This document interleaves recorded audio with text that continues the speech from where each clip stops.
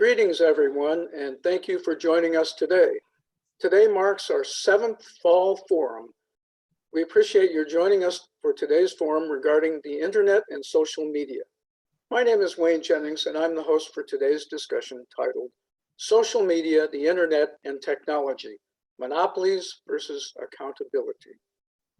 We organize these forums as a congregational service to the community to support personal reflection, social action, and to encourage individual and collective growth for all of us here today.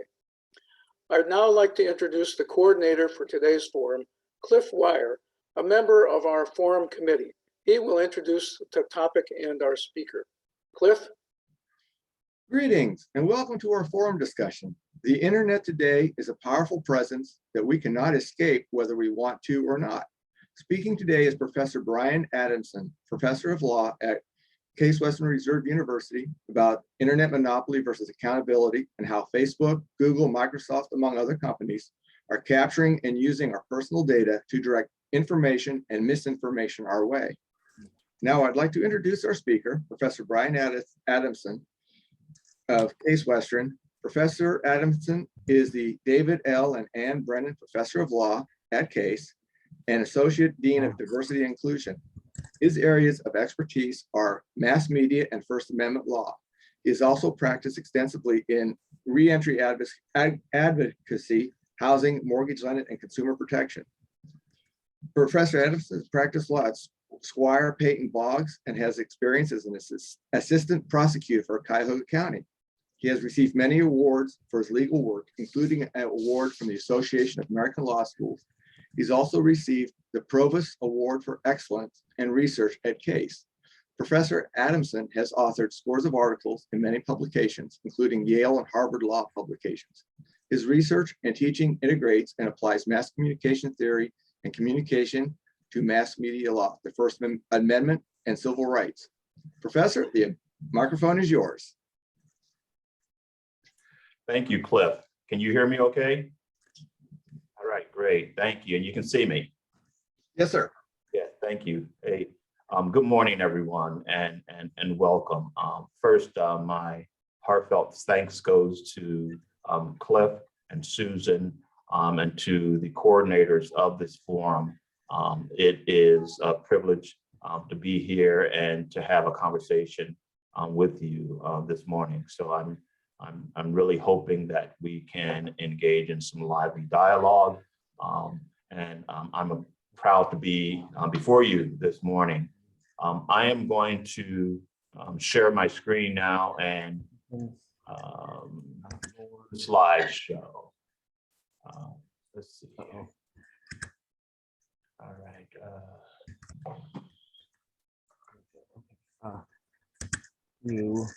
Right. Can you see the full slide now? Great. Okay. So here's some of the questions that I want you to be considering as I go through this conversation, and hopefully on the other end of it, some of these questions you'll have responses to, or you hopefully will have questions or observations of your own.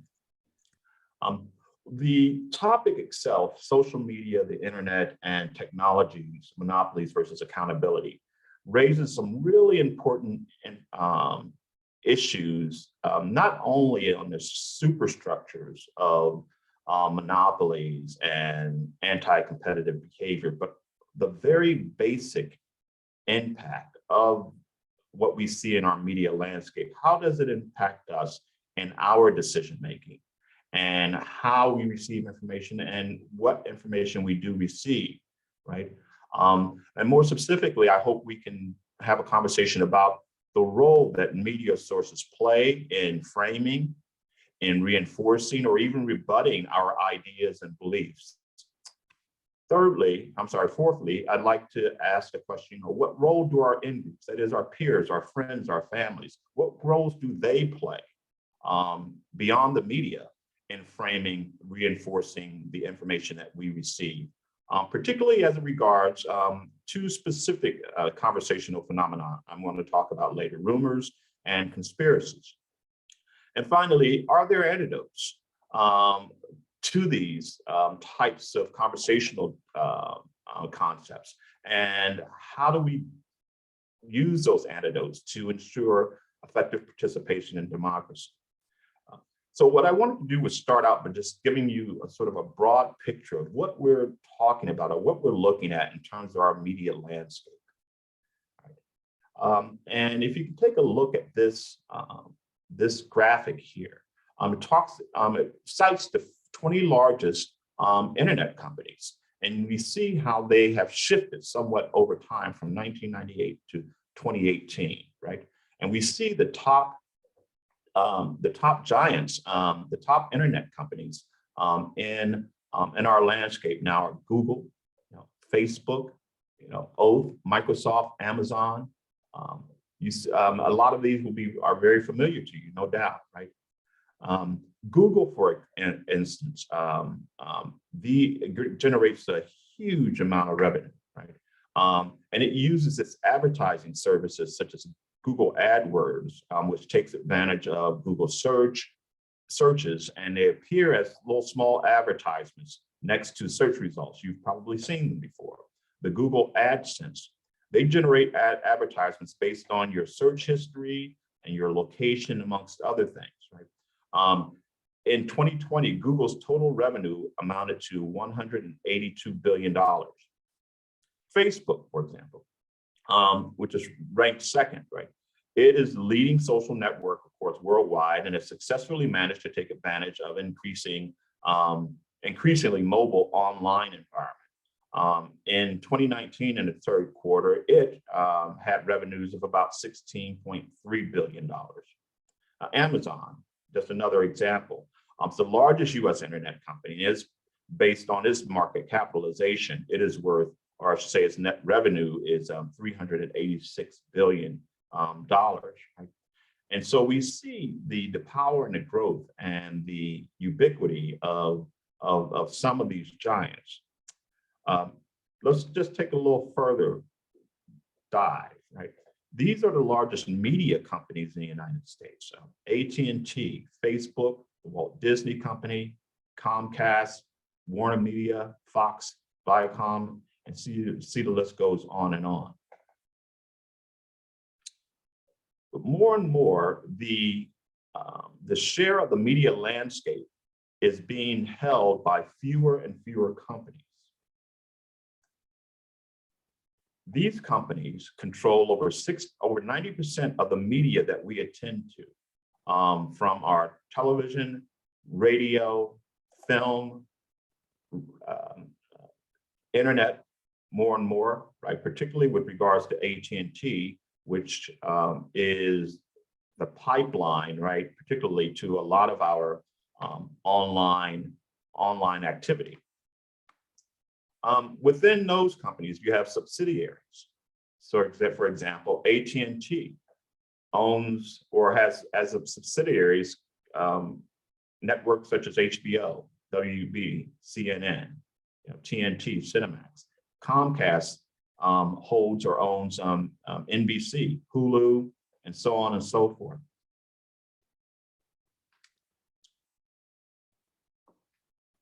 Perhaps not coincidentally, our largest media companies are also some of our largest advertisers in terms of the revenue that they expend. So you see, for example, Amazon expends $6.8 billion a year, $6.8 billion a year in advertising itself. That's beyond what the company generates, of course.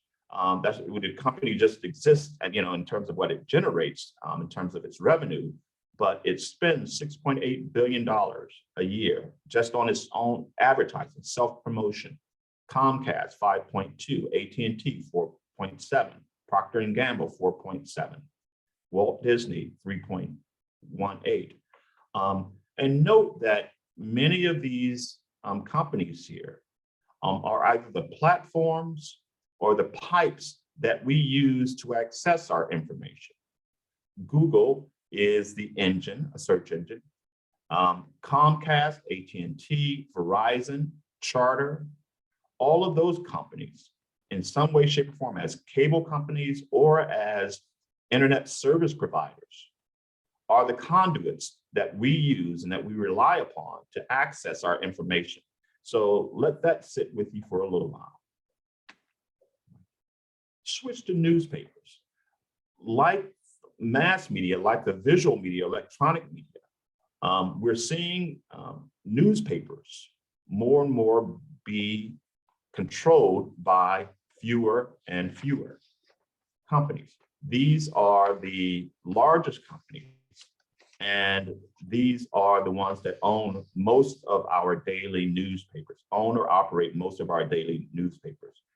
So right now, fewer than 1/3 of our almost 5,900 weeklies with circulations under 15,000 people, for example, were locally owned. And that's shrunk dramatically because of economic pressures and the transformation and movement of traditional newsprint and newsprint reading online, right? And so now we have the 25 companies, the top 25 companies owning the most newspapers. They own roughly 1/3 of all the newspapers that we see or that we have access to in the United States. Radio also has undergone some shrinking, but a great deal of consolidation. So you see right now there are roughly almost 16,000 radio stations, commercial radio stations in the United States.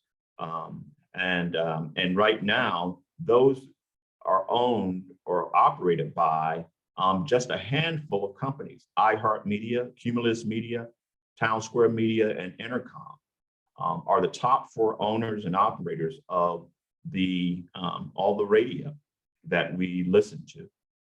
Right. With regards to our television networks, over time, we see the number of people who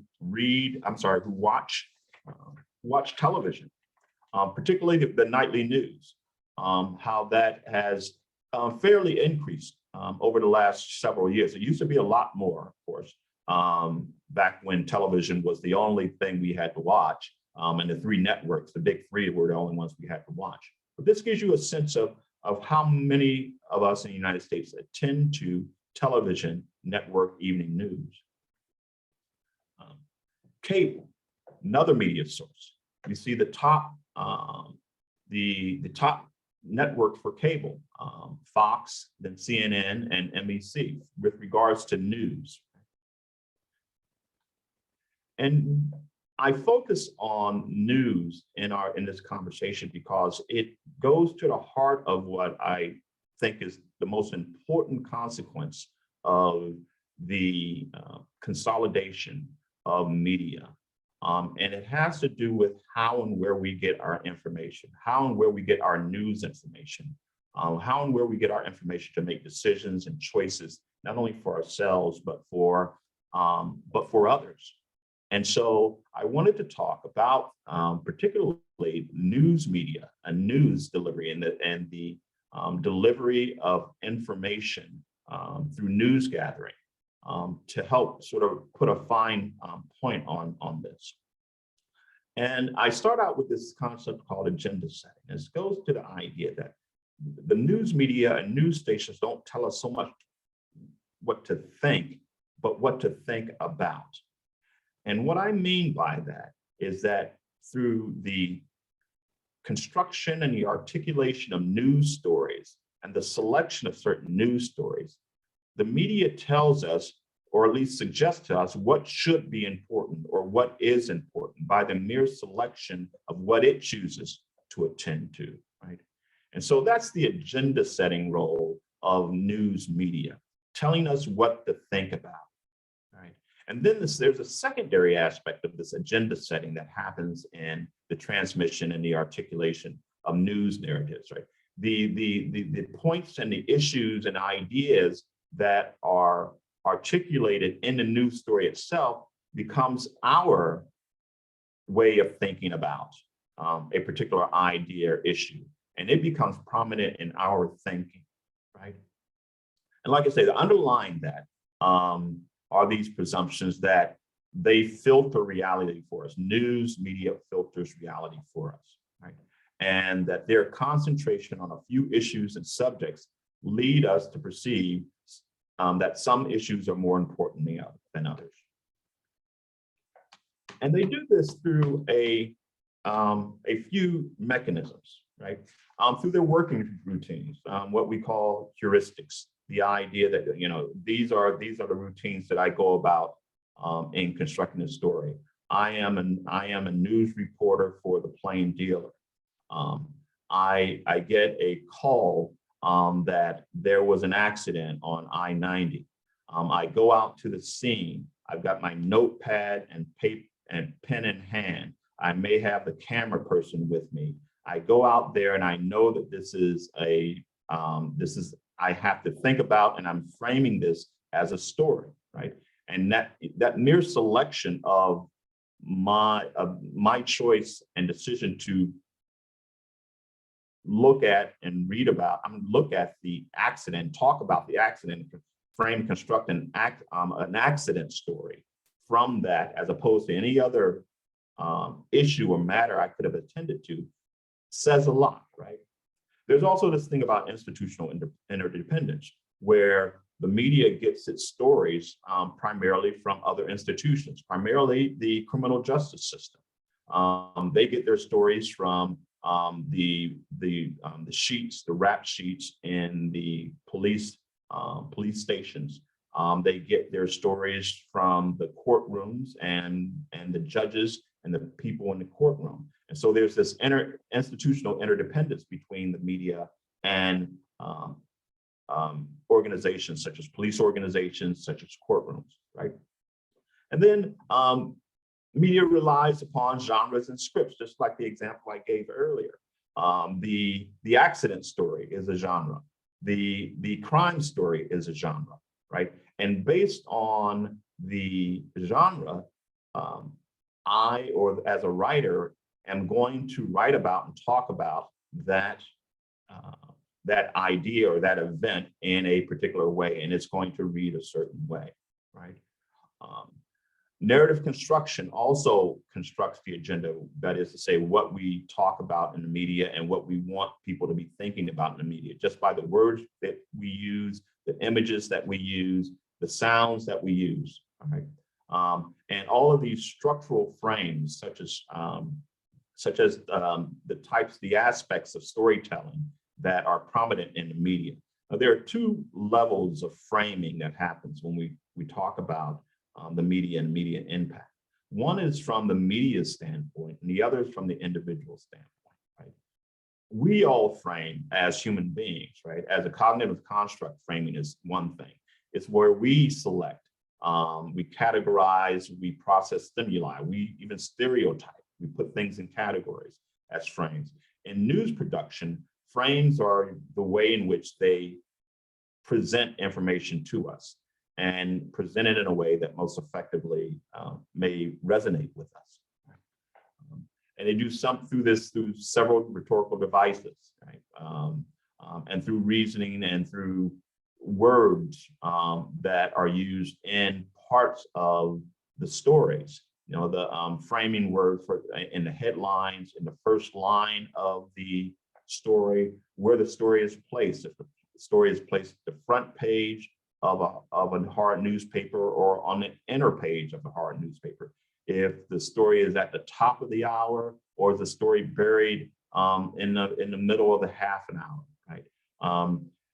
So many framing conventions go into creating a story and a narrative, right? From the words that we choose, words that a journalist may choose, to the color of the photograph that is being used in the story, or the visual, if it's a moving camera, for example, if it's broadcast television, to the audio, if it's a radio news story.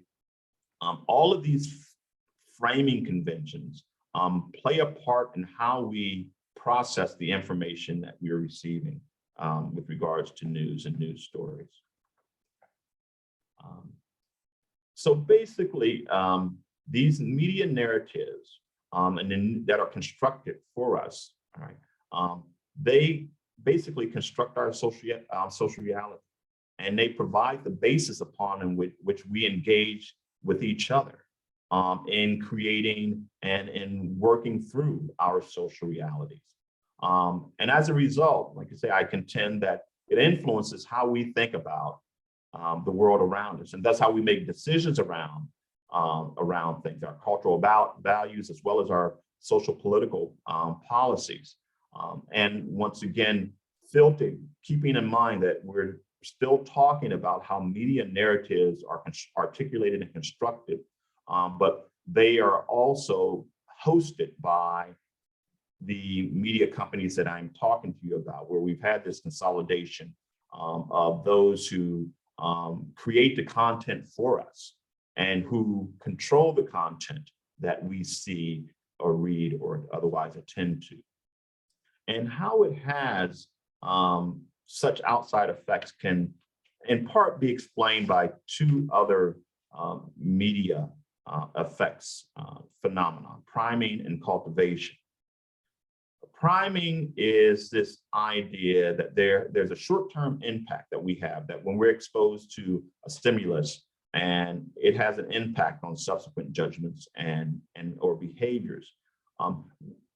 I see this, or we see this in law and in advocacy when we talk about or think about issues of jury selection and the way in which the media primes jurors to think about stories or to think about particular people involved in those stories. So for example, we find that over time, short-term exposure to news about, for example, African Americans that are closely associated with crime, right? We see that more and more. The more we see that, the more we tend to have adverse reactions, adverse responses to that person or that person, or to that person's circumstances, right? And that's because over time, mass media primes us to see and construct groups or individuals as a particular thing.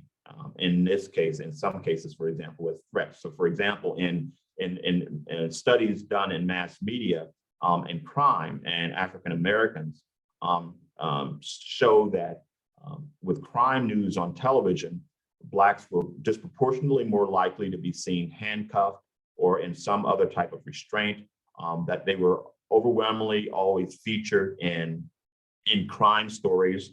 They were rarely seen as in helping positions, such as a police officer or an EMT person.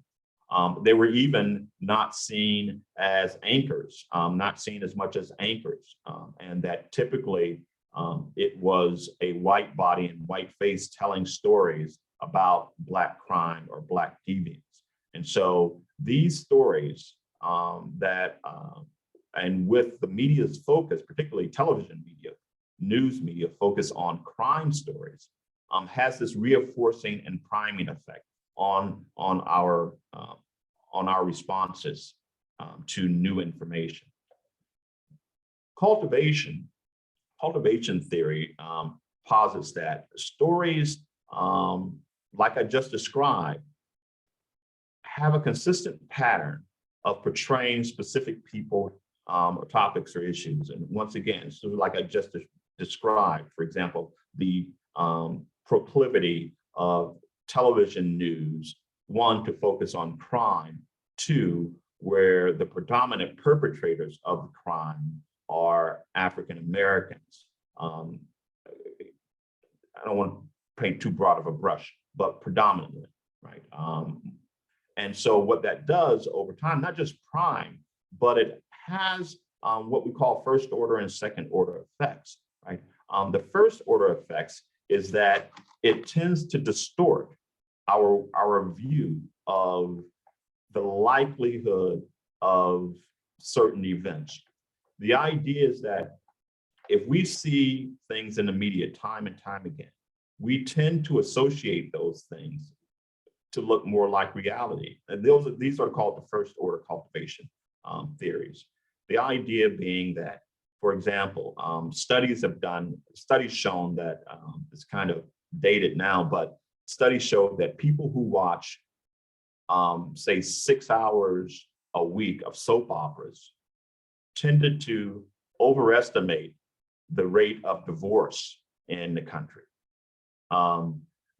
People who watch news stories over time of tornadoes tended to overestimate the number of natural disasters that occurred, say, in the past year, right? And so these stories and images with these consistent patterns have these first order effects on viewers who are exposed to them. Once again, for example, in most of the studies, it's done looking at people who watch television, heavy users, 6 to 8 hours a week. But those users also exhibit what you call the mean world effects, the second order of cultivation theory, the idea that that something is likely to happen to me that I saw on television and there's nothing I can do about it. So, for example, when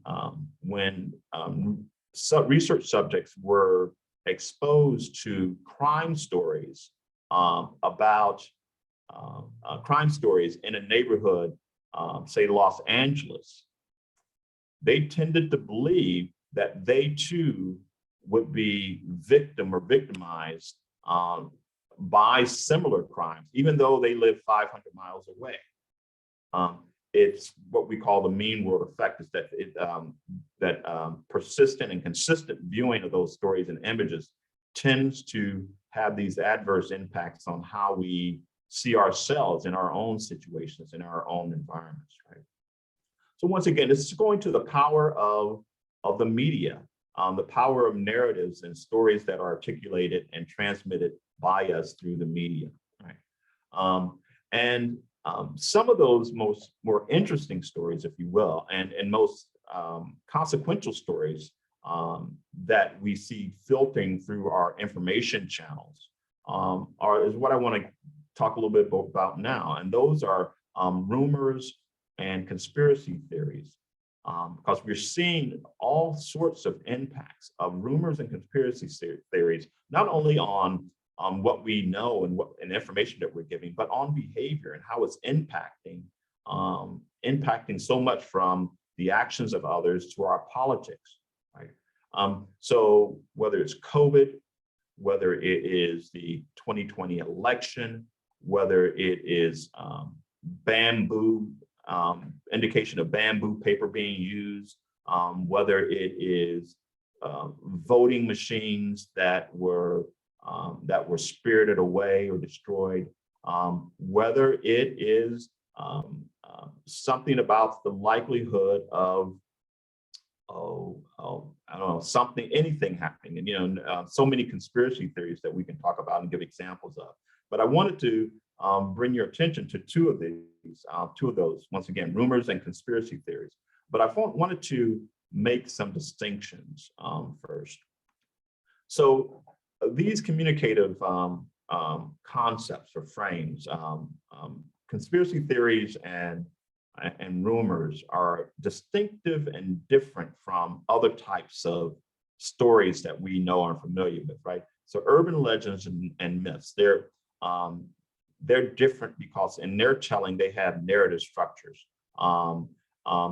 Rumors are distinctive, that they're non-narrative, right? Gossip, right? Gossip is not an opinion or a story, but it's what we talk about other individuals. Usually that person is not present. And that gossip arises in the context of network formation, of change, say institutional or in change in an environment and maintenance, right? And gossip is often a way of building group solidarity. And like I said, rumors, however, rumors are propositions or beliefs that are disseminated without official verification. And they have 4 basic characteristics, right? Information that offers some effective benefit, but also is plausible, but can always be distorted and vulnerable to distortion, that distortion. Conspiracy, as distinct from all of these types of communicative statements, is an explanation for an event or situation that invokes conspiracy by powerful groups, even when other explanations may be more probable, right? There are three types of rumors, broadly speaking, category of rumors. Pipe rumors tend to be those where we a wishful or hopeful or positive outcomes, right? I heard that so-and-so just got elected president. You know, I heard that so-and-so was just voted president. Someone told me that Cliff Wire won $1 million. Something, you know, that's a pipe, a bogey rumor or the dread rumors, right? You know, I heard that a tornado is coming. I heard that Mr. Smith was caught, was busted in a robbery, right? I heard that Mrs. Jones harmed herself, right? A wedge rumor are those types of rumors that seek to be divisive and to create conflict, and typically are often they can be around gender, race, or what have you. We see those in the political field and political realm all the time. For example, the wedge rumor of Obama being a Muslim, right? Of other types of rumors of that kind. Right? Conspiracy theories, they have distinct properties in that they resist falsification. One of the biggest challenges and most unique things about conspiracy theories is just that, is that the more in which you attempt to debunk them, the stronger they can become, right? This idea that the scholars refer to as the Degenerating research program, right? And conspiracy theories resist falsification and are reinforced by circular reasoning, right? And even when they're wrong, they are resistant to falsification because the research program that goes to try to prove or disprove the conspiracy theory only makes it stronger. Even when a conspiracy theory is debunked, that in itself is proof or adds to proof of a conspiracy, in other words. Right? So once again, we're talking about the ways in which news information and that is passed on to us through our selected media sources gets filtered to us and what we do with it once it gets to us, right? And here is maybe useful now to dive into what I talk about social networks and communication among social networks, right?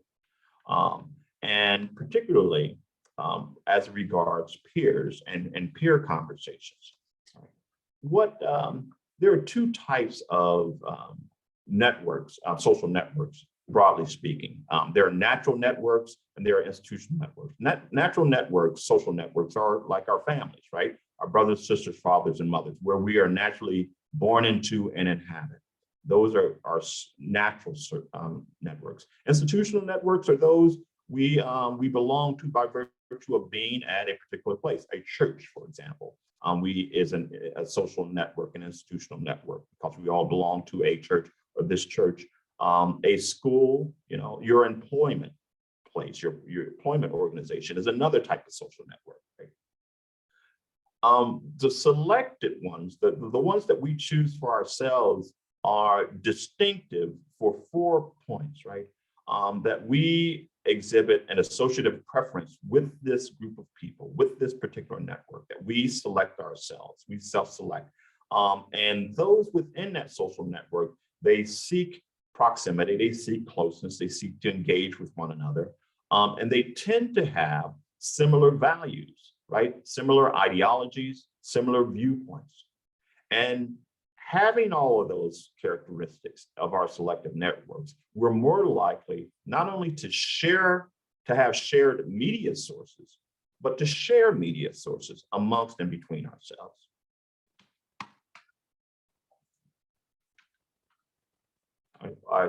I should mention this too. Okay, so and as you could probably conclude, right, that selectivity makes social networks, particularly selective social networks, overly prone to the echo chamber effect, that we only listen to one another and we only listen to the information that we all get and we all want to get. All right. Social networks, we share news stories through electronic media. We also share memes, right? And memes are very common and very powerful ways of communicating very powerful, incisive ideas, right? And we can easily ingest those and pass them on, because they can come up free. We can pass them on frequently, right? They stay the same when we pass them on, and we can pass them on forever, right? Fecundity, fidelity, and longevity. How do we use social media, right? About half of us get our news on social media, right? Down slightly from 2020, but at least half of us get our news from social media. A recent report showed that over 70% of American adults at least get some of their news from Twitter, on Twitter, right? Nearly a third of us get our news from Facebook.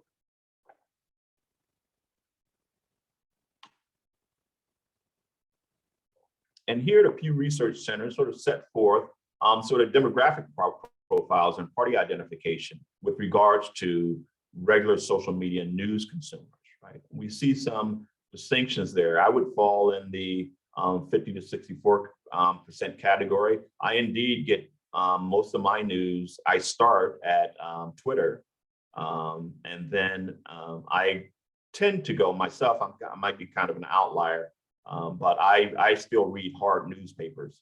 Or if I don't have a hard newspaper, I will go online and read a newspaper.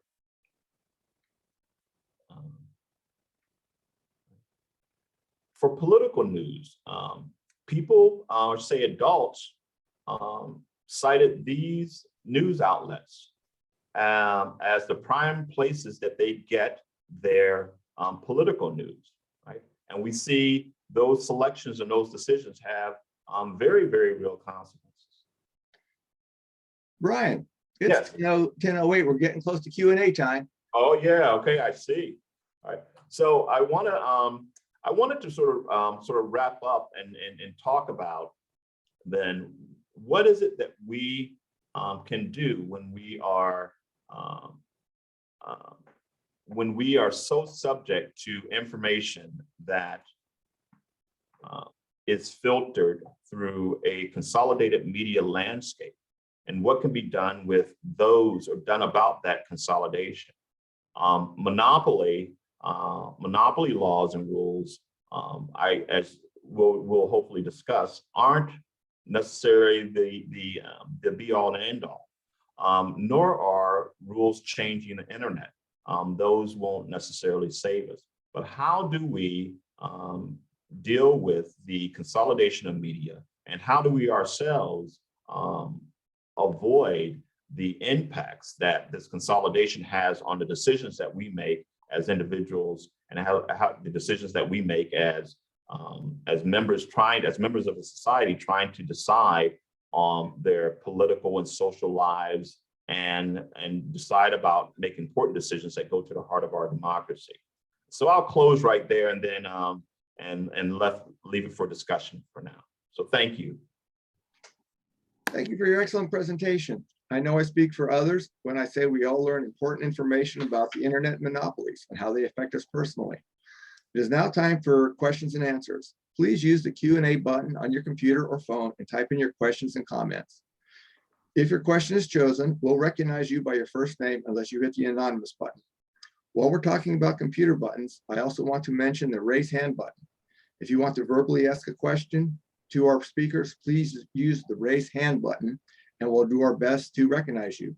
Also, if you are not ready on our forum list and want to receive an email reminder of future forums, please give us your name and email address in the chat box. I will now turn this over to Debbie Wright and Laura Imbornoni, members of our forum community and co-chairs of our Q&A session. They will choose the questions and coordinate our discussion. Ladies. Good morning, Bryan, and thank you. That was such a broad, sweeping presentation of this very important topic.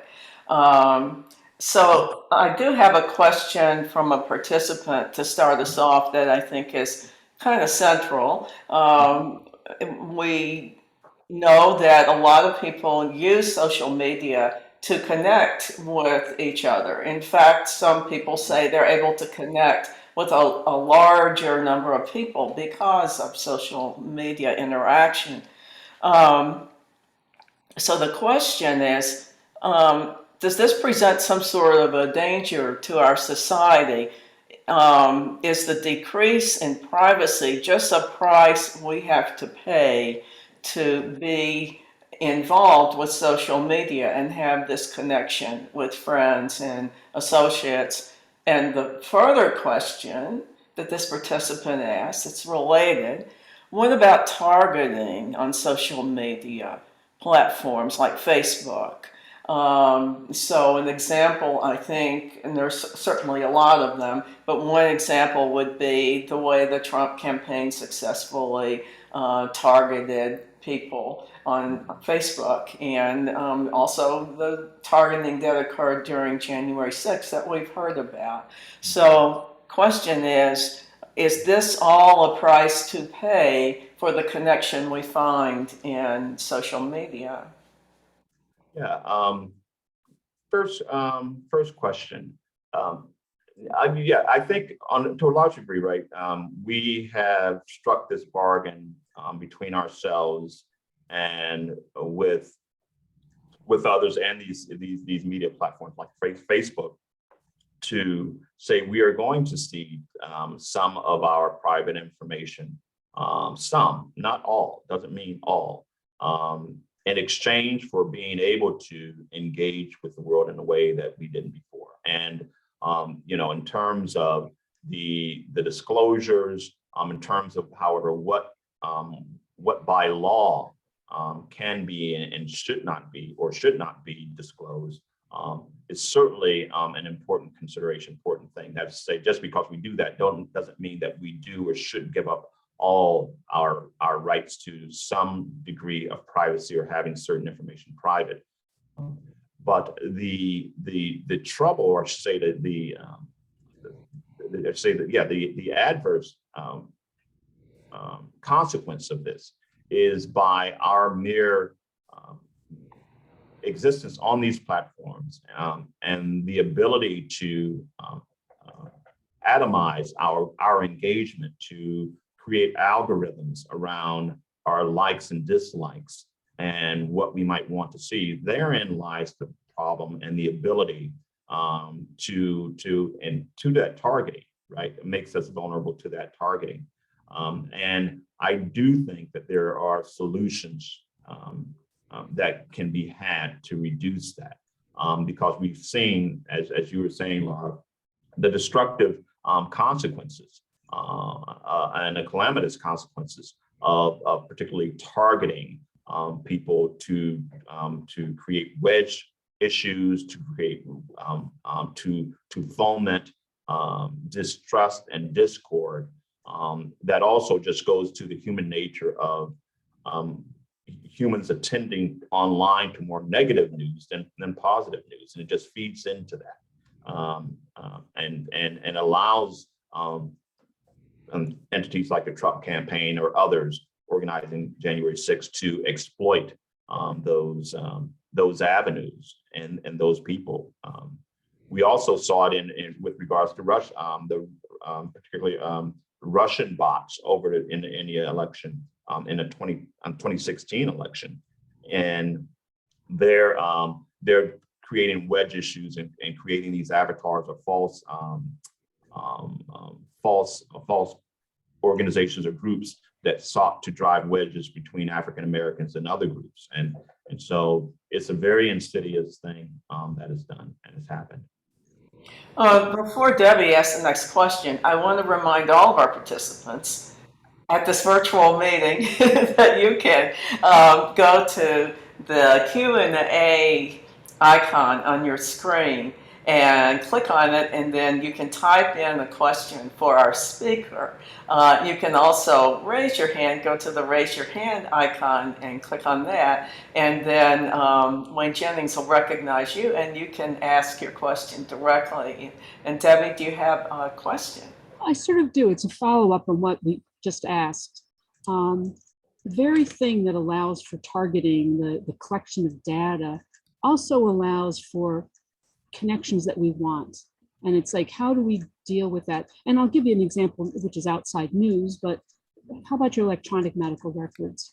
Electronic medical records really only work if everybody has access to them. And they don't work well in our country because, you know, Cleveland Clinic doesn't really talk to UH. You know, their records aren't shared. When they do share data, it's not integrated into the Cleveland Clinic medical system, so you can't find the lab results easily as if it was done at Cleveland Clinic. So that's an example where really monopoly would be better if we just use one medical electronic system across the whole country, like they do in socialized countries that have centralized medication systems. And yet the same thing goes for Facebook or my Google searches. I like the fact that they remember what I was looking for, and I want to find that thing I found 2 weeks ago, and it's in my cat cookies, right? And I didn't clean my history. And so we have more control over these connections, but we want them, don't we? Mm-hmm. And yet evil can happen as a result of it. I couldn't agree more, and I like you said, I'm sorry. Do you have a solution to this? Like, do we want Facebook to be the censor? I mean, how do we figure out how to go for the good and not the bad? Yeah. Well, what we do want is at least transparency in terms of what is done with the information. Not only what type of information that they give, they get from us, but what they do with it. We want that transparency, and we also want the right to choose, the right to opt out of having certain data collected and having certain information transmitted that we don't want to transmit. Do we have some of that now that we just don't take advantage of, or? No, not well. We do have some of it now, but we don't have. What we don't have is a way to force the platform providers, such as the Facebooks or Twitters, to enforce and to adopt and enforce those types of privacy protections. The privacy landscape as it regards the internet and these platforms is there's a lot of resistance, as you all know, you probably know, a lot of resistance from these major groups in terms of trying to get a uniform privacy regime federalized, and that would apply to all of these platforms and would apply to the internet. So are there some countries that are already having these privacies that we could model after?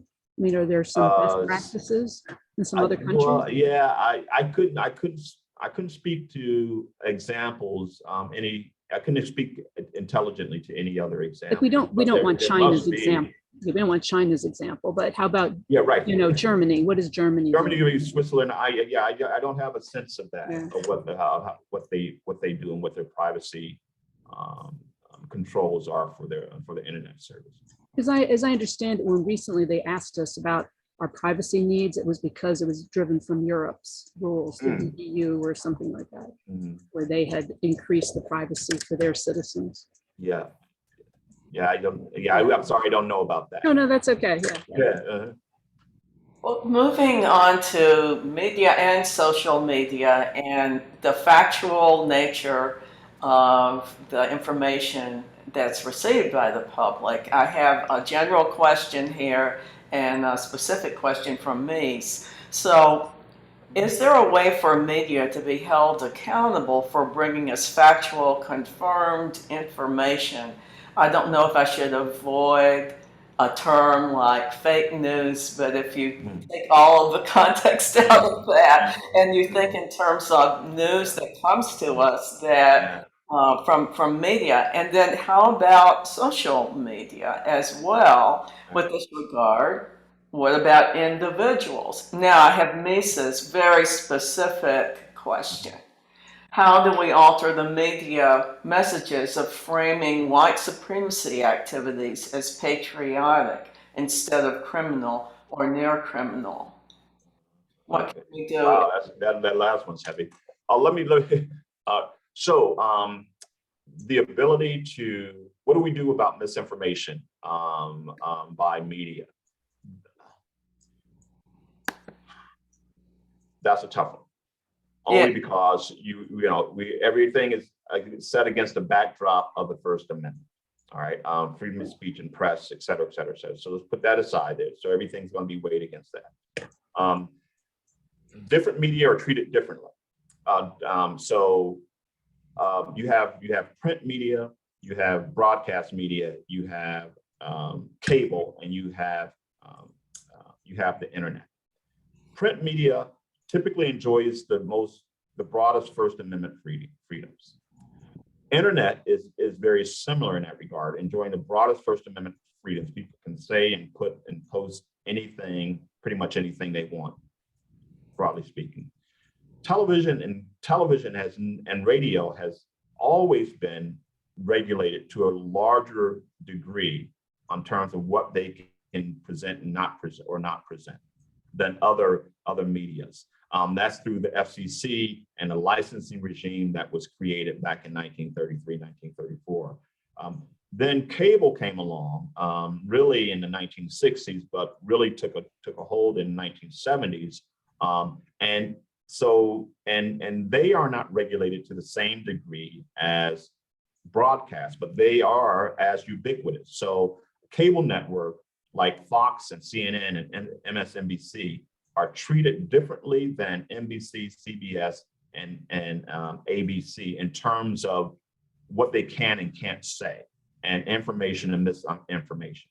And so you have that distinction where there is a public interest obligation on traditional broadcast networks in terms of honest and truthful reporting, right? Then you don't have that obligation. You don't have that regulatory obligation with the Fox Newses, with the MSNBCs, with the CNNs, et cetera, that are cable networks, not broadcast networks, right? That all goes to say that traditional broadcasts used to be subject to the fairness doctrine that has to do with if one side of an issue was presented, or if one person running for office presented a particular position, that an opposite or a different position had to be offered. That went away in the 80s. You had this news distortion rule that the FCC tried to implement that would have consequences for broadcasters who made material misrepresentations in telling of news stories. That went away because they were afraid of over censorship in the First Amendment. So there are very few mechanisms. You have now Section 230 of the Communications Decency Act of 1996 that seeks to hold, that gives immunity to internet platforms such as Twitter and Facebook if someone posts something that causes harm to another. You've probably heard Section 230 being in a lot in the news now because a lot of particularly more conservative pundits, not all, but some conservative politicians want to abolish that immunity so that Facebook could be liable, for example, if someone posts something and it has the consequence of harming someone else. That's still a hot potato that the legislators are trying to deal with on a federal level. So those are the ways in which there may be some legal controls, but they really don't exist to control the misinformation. And the way news or information is framed by private people, whether it's white supremacy or how they talk about Black Lives Matter being this radical fringe, destructive of democracy, et cetera, et cetera, et cetera. How people talk about that on an individual level, or how news pundits talk about that as newscasters, that's a whole nother issue. Whether something can be done about it, once again, you balance speech with the harm. Well, this is a follow-up, and it's from one of our participants. Can elected Congress people really know enough? Can they have enough knowledge to understand the technical areas in order to create appropriate legislation? How can they even catch up with all the technical issues here? Yeah, that's often the dilemma, but that's what they're there for, right? Particularly, you have agencies who presumably have the expertise, and have the resources to do and develop these ideas and these propositions and these changes. And that's one of the whole purposes of having this agencies as institutions, because that's where they're, we made decisions that we will have agencies because we want a group or body of individuals in our society who have expertise, who are nimble, who have research capability, and who can make great choices for us as we regulate in this particular area. Legislators are the same. They have resources, money, they have people at their disposal to help navigate them through these things. And so I don't think it's an excuse. I don't think they have any excuse not to be staying ahead of this. Right, that's a good point. Here's a question about agenda, because I was interested by what you said about who chooses the agenda, what's on the news. Linda New asked something specific about NPR and agenda. Can you show the percentage of people who watch each news source again? NPR ranked higher than I would have expected. And who or what influences the decisions about the viewpoint expressed on NPR? But I think agenda in general. I was wondering, is there any way to influence the agenda of the news, and how is that done? A couple of things come to mind when I think about agenda setting and who influences it. One, in the first instance, it is the producer. In the second instance, is the advertisers, and then in the third instance, it is the person who is creating the news, who is creating the content, because just as a human being, we all are more attentive or less. We're attentive to certain stimuli, and others we're not. Right? If I'm a writer and I know, and my job as a writer is to write political stories, then I'm going to see everything around me in a political lens. I'm going to start filtering the information that I'm receiving, the stimuli I'm receiving, to fit into my political lens, as opposed, I'm not writing a fluff piece, an entertainment piece, right? So it even boils down to that. And so producers typically select, writers as human beings, they engage in their own selective attention. The advertisers can also have a great influence, of course, on what is seen or aired on particular stations. I'll give you one example that has two parts. I watch CBS News in the morning, and invariably, at least one story, if not more than one story, comes up where they are presenting, for example, an author of this new book that's coming out. And they have to say that, oh, by the way, this book publisher is a subsidiary of Viacom, right? And so they are promoting their own subsidiaries, right? So there's that choice in advertising. The other is think about news stories.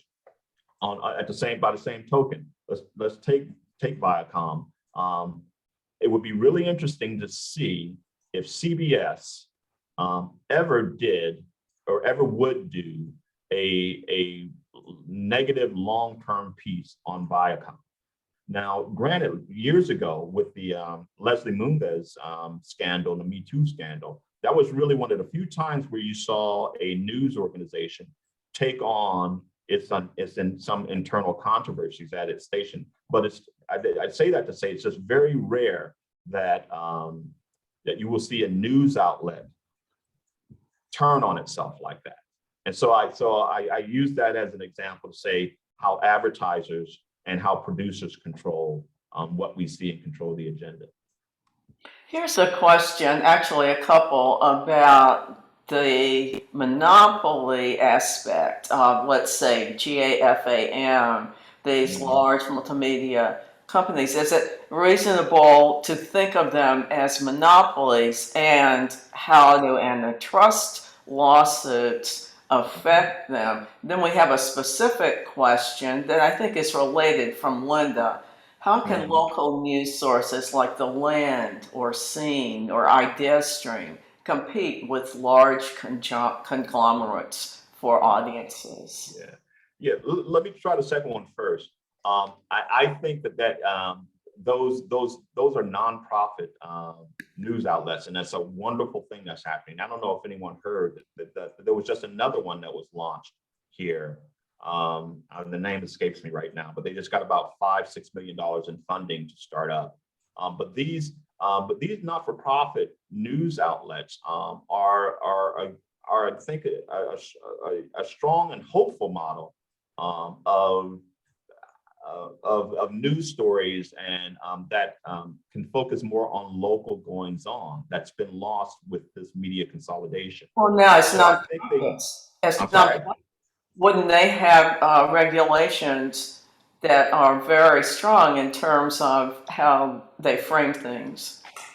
Yeah, and the way they tell stories and how they tell stories are very, very different. And exactly, and what they are limited in doing, and what they're the constraints that they have as by virtue of being not-for-profits. But at the same time, by being not-for-profits, it liberates them from a lot of the bad tendencies than if they were commercially driven, if they were driven by their advertisers or what have you. The monopoly thing.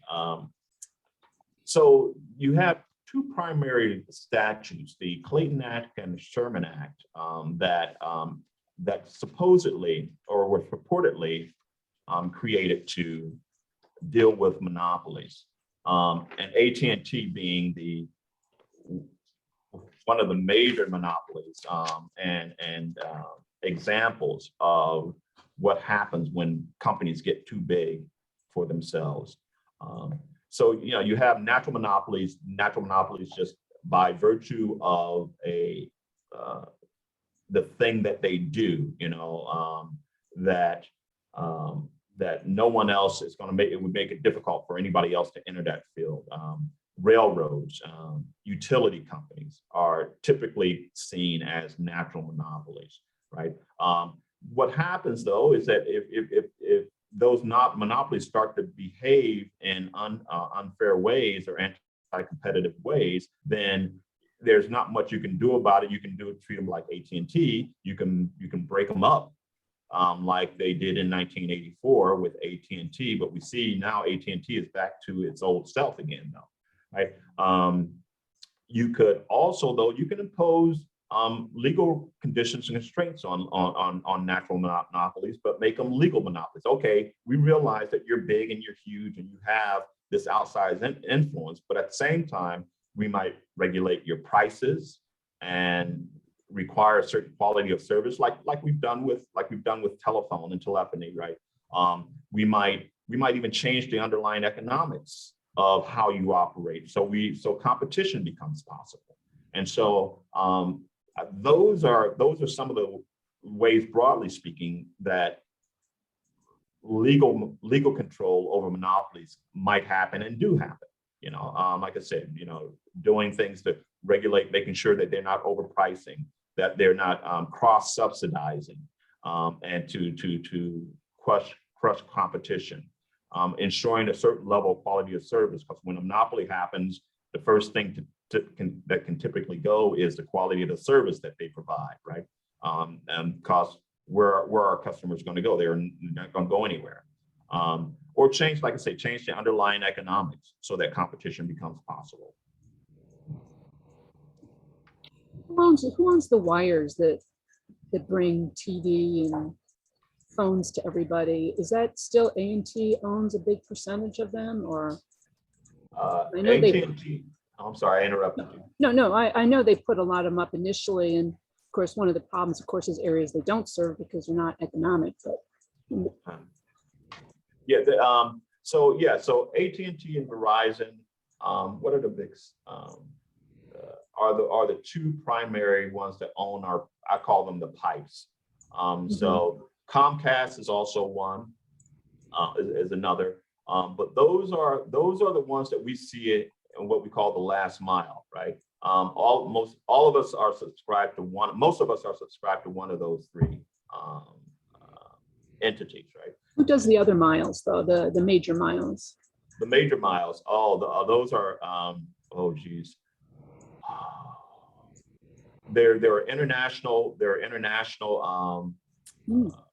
Companies that do the transatlantic.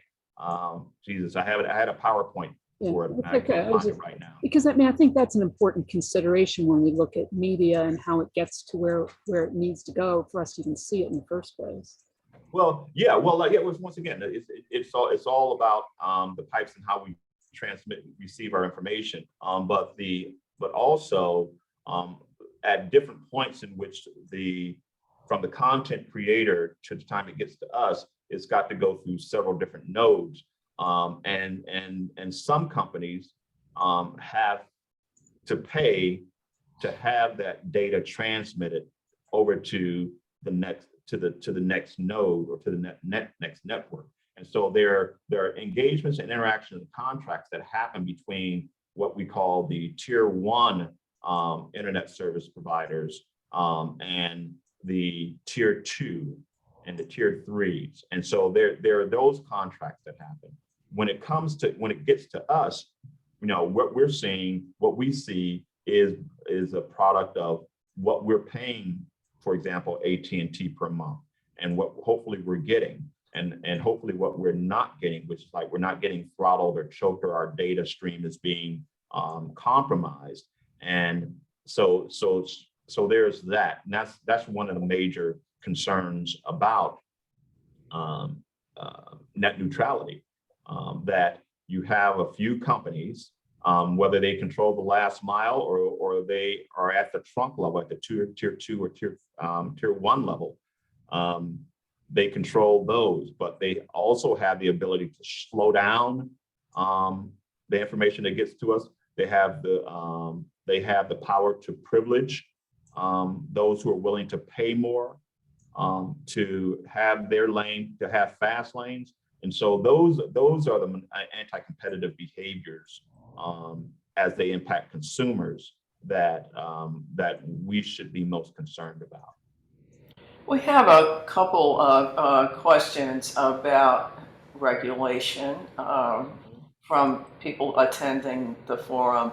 How can social media empires be made more accountable to our democracy? And can the FCC be strengthened to hold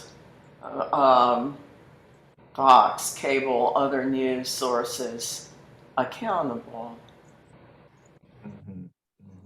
What's the first question again there, Laura? How can social media empires be made more accountable to our democracy?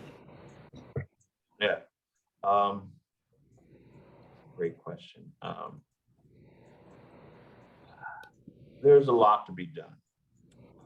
Like I said, in some ways, it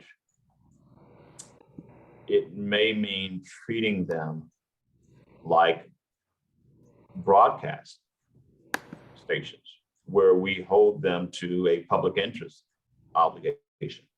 So with broadcasts, it used to be that, well, they still, traditional broadcast license holders, our local broadcast stations, radio or television, have an obligation, what they call the public interest, convenience, and necessity, operating in that. That means a whole lot of things, but includes meaning things like, no false news, no transmission of misinformation. It also means other things like no obscenity, obscene content, et cetera, et cetera, et cetera.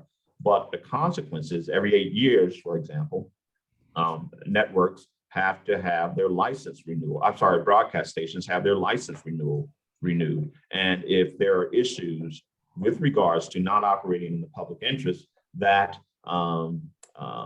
that could have consequences on their license being renewed. Now, the fact of the matter is, in at least 50, if not 60 years, there hasn't been one broadcast station that's lost its license, which goes to your other, the question, the other part of the question.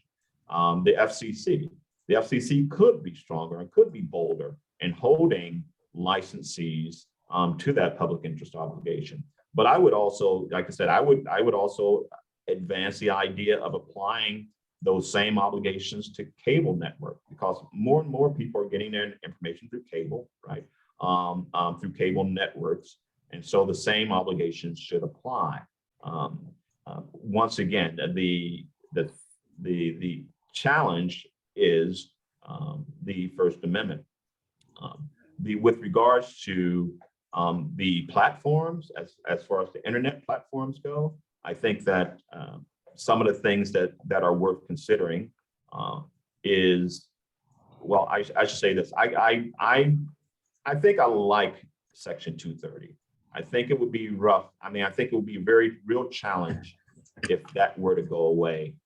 And so, like I said, pipes, or say platforms like Facebook and Twitter, are generally immune from harms that that come when someone posts something on their Facebook, on the Facebook or in Twitter. And the exceptions are if they themselves become the content creators, that if they start manipulating or editing something that's said, then they become the creator and therefore they could be liable. Or severe issues like sex trafficking, if they knowingly facilitate crimes, particularly as regards sex trafficking, and especially if it involves crimes against children, then I do think, well, the there are laws in effect for that. But I think that because of the ubiquity of these platforms, and because so many hundreds of millions of billions of people post and just put everything on these platforms or through these pipes, it would be very difficult, if you will, to put the genie back in the bottle and